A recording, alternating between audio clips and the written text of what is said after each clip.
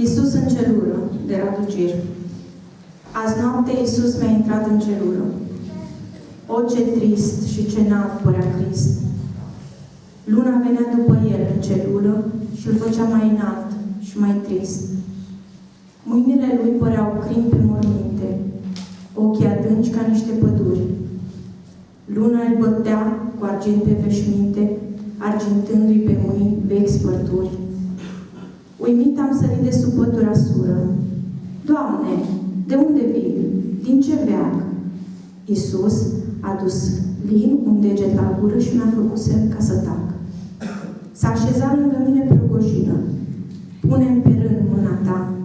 Pe glezne avea urme de cuie și rugină, parcă purtase lanțuri cândva.